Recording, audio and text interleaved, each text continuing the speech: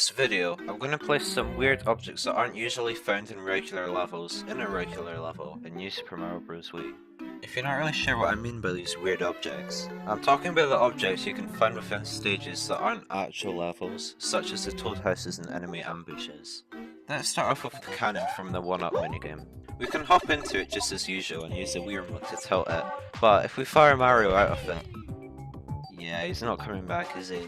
We're kind of soft-locked here, but luckily we can bring up the pause menu to exit the level. But let's see what happens if we let the timer run out. The time's up message appears, but I mean, it's not kicking us out of the level. The music still plays. Heck, we can still bring up the pause menu and leave if we want. This is so weird. But what if you didn't want to get soft-locked? Well, there should be a way. You see, in the Toad House minigame, there's a special object called a controller which actually manages how the minigame works. This is what allows the minigame to end when Mario's fired off screen, showing how many 1-ups he's collected. Let's try putting this into 1-1. Why can't I move? Oh, there we go. Seems like the dialogue box that normally appears at the start of a minigame is invisible. Let's fire Mario and... there we go. I hear the little jingle that plays when you don't collect any 1-ups in the minigame, and we can safely leave the level. It also counts as a clear. As we're on the topic of the 1-up minigame, why not spawn in some of the 1-up balloons? Unfortunately, we can't just run into them to collect them, so let's bring back the cannon. Alright, and... oh, they've got physics. I guess I'm gonna have to put them in some tracks then. Oh yeah, now that's satisfying. Let's try out the warp cannon that takes you to a further world. Let's see if it works.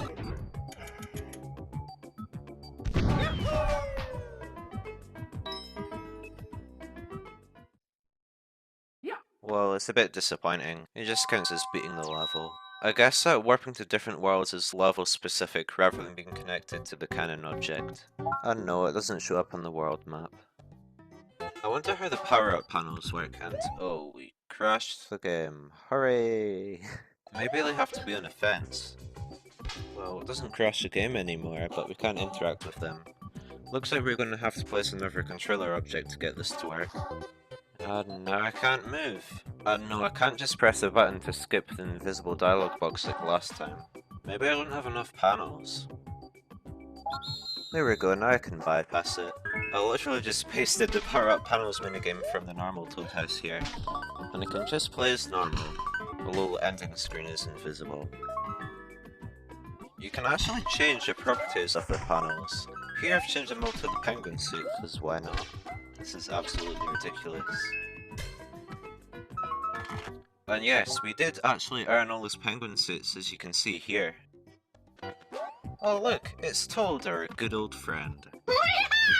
Because yes, the Toad that you can find within Toad Houses is actually an object. Let's see what's down this pipe he's eager for us to go down. Oh, I guess we found his friends. They seem to be keeping a very close eye on us. They're always watching. But what could possibly be in these blocks? Oh no, there's more of them!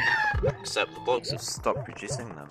So yeah, these are just the toads that you normally have to save from different levels. I know you can find these in regular levels, but you never see more than one at a time. And it seems that 3 toads are the limit, unfortunately. But I suppose that makes sense, since you can only have 4 players at a time normally, and these toads are essentially fake players. Oh man, look at all of them coming at the pipes. Let's see what happens when we get them all to the goal. Just look at them hang on to it.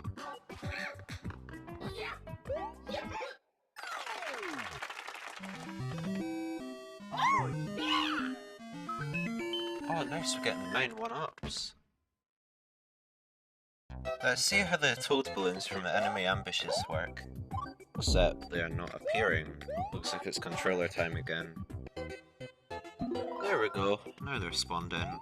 Although I placed 8 of them, but they don't all seem to be appearing. It looks like when they're off screen they disappear.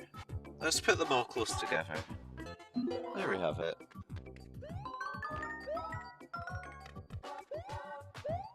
And collecting them all makes the chests appear, just like in the normal enemy ambushes. Now I did have to manually put that chest there, but as you can see it is all working fine. I tried placing more than the usual 8 balloons, however nothing exciting happened. It still finishes up when you collect 8, not when collecting all of them. By the way, the chest doesn't have to be triggered by collecting all the toad balloons. You can also just place them in like any other object.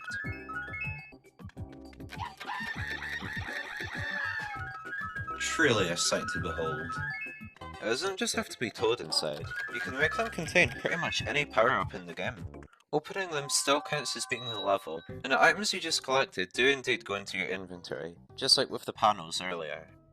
You know how some levels have secret exits that take you down different paths, often leading to a cannon? What if we put this in a level that doesn't have a secret path?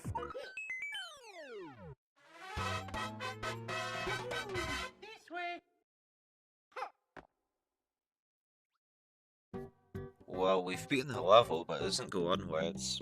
It's probably trying to open up a path that doesn't exist, so we just get blocked off here. And now it's time for the final object. And let's end it off the same way the game does, with literally the credits. Because believe it or not, the credits are an object. I discovered that small Mario was able to break the brick blocks for some reason, which normally isn't possible. Because in the credits you're automatically growing up to Super Mario. Each row of the credits seems to spawn in where the camera is, so if you run across a level you can mess up how the credits look. In the normal credits you're unable to do this because the camera is usually fixed. This also works vertically, so you can clip the rows into each other, causing a weird glitchy effect. The enemies can also interact with the credit bricks. As you can see, they don't just fall through it, they can actually walk and bounce off it. And that's going to be it for this video. I hope you enjoyed seeing me mess about with these objects. It was pretty fun to do this. Perhaps I'll do a part 2 if people enjoyed this video, since there are a lot more objects I haven't experimented with yet. Until next time, thanks for watching.